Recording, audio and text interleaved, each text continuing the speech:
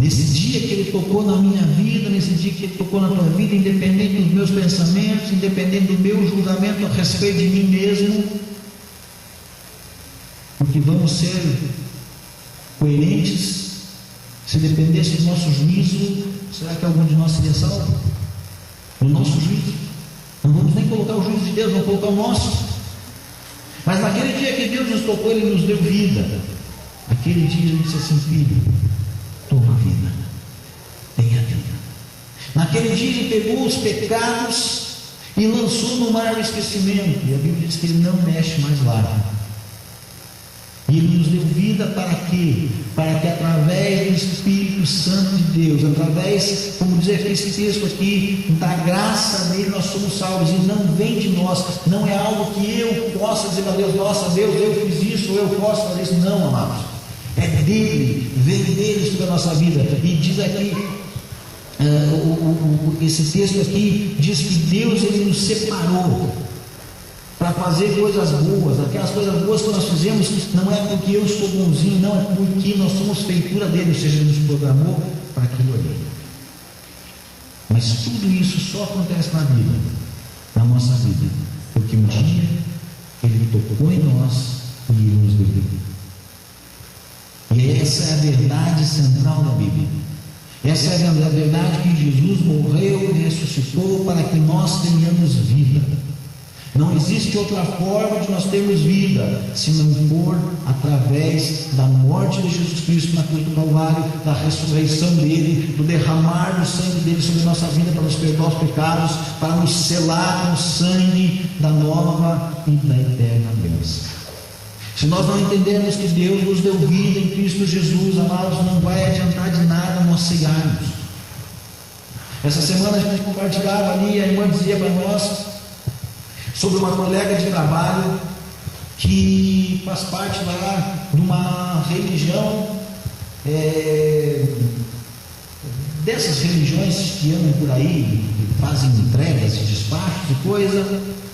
E a irmã contava para nós que aquela senhora, ela falava lá de algumas coisas que ela não podia fazer, de compromissos, de situações, porque ela fazia parte de uma religião e aquela coisa toda. E eles respeitam aquele ritual que eles têm um medo, eles têm um temor, eles fazem aquilo 100%. Amados, nós vamos sellar hoje o corpo e o sangue do nosso Senhor e Salvador Jesus Cristo. Queridos, esse é o maior ritual de toda a história. É aquele que o corpo dele não foi encontrado na tumba. É aquele que até hoje vão lá a Jerusalém e visitam um local ali onde a segunda história diz que ali o corpo de Jesus Cristo foi colocado naquele lugar, mas não foi mais encontrado. E eu e você, em Cristo Jesus, recebemos essa vida e temos essa fé e cremos que hoje à noite nós vamos tomar e comer a Santa Ceia do Senhor. Vamos ali comer o corpo de Jesus no pão, vamos beber o sangue de Jesus no cálice com vinho. Mas tudo isso, queridos, é porque Jesus, pela graça, Deus pela graça, tocou na nossa vida e disse: vem, filho, vinde, amados meus. E hoje nós vamos cear. E hoje nós vamos cumprir esse compromisso com Deus. O apóstolo Paulo fala lá no livro de 1 Coríntios, no capítulo 11, queridos, que não devemos tomar desse corpo e não devemos beber deste sangue se nós não discernirmos o corpo. E muitas vezes pensamos que discernir o corpo e o sangue de Cristo, associamos o discernir o corpo e o sangue de Cristo com pecado. Ah, mas o fulano está em pecado, ou eu estou em pecado, então pai, não posso tomar. Não, queridos. A coisa é muito mais séria que isso. Nós tomarmos a ceia do Senhor é muito mais sério que estar em pecado ou não estar em pecado. Sabe por quê? Porque senão eu chegava aqui 1 minuto antes da ceia. 1 minuto antes da ceia, eu estou em pecado, estou arrebentado, 1 minuto antes da ceia, eu digo: Deus me perdoa, porque eu errei, eu reconheço o meu erro, eu sei o quão pobre eu sou, quão imundo eu sou, Eu estou aqui, Senhor, até me ajoelho diante de Deus, quebrantado, até choro. Eu digo, Deus me perdoa.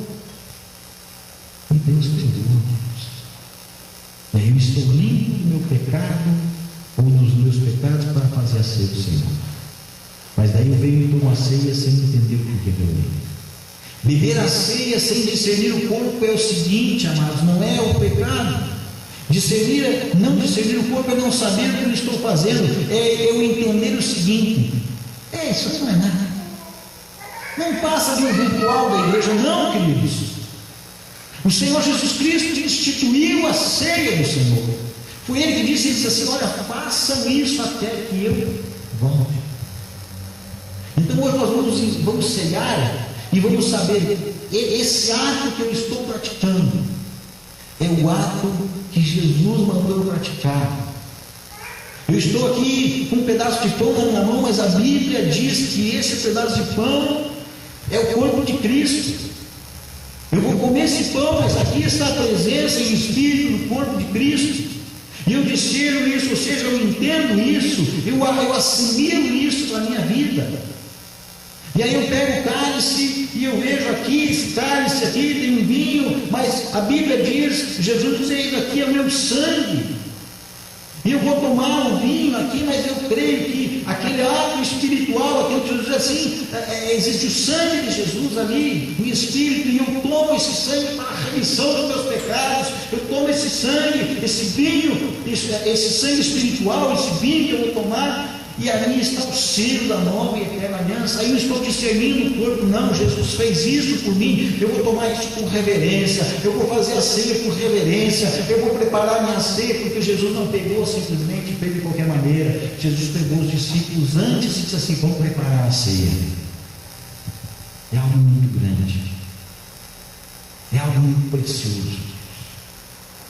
Não é um dia que nós vamos chegar aqui e dizer assim: bem, Deus, mais uma vez eu vim na ceia, bati o martelo, bati o ponto e fiz a minha ceia. Não, Deus.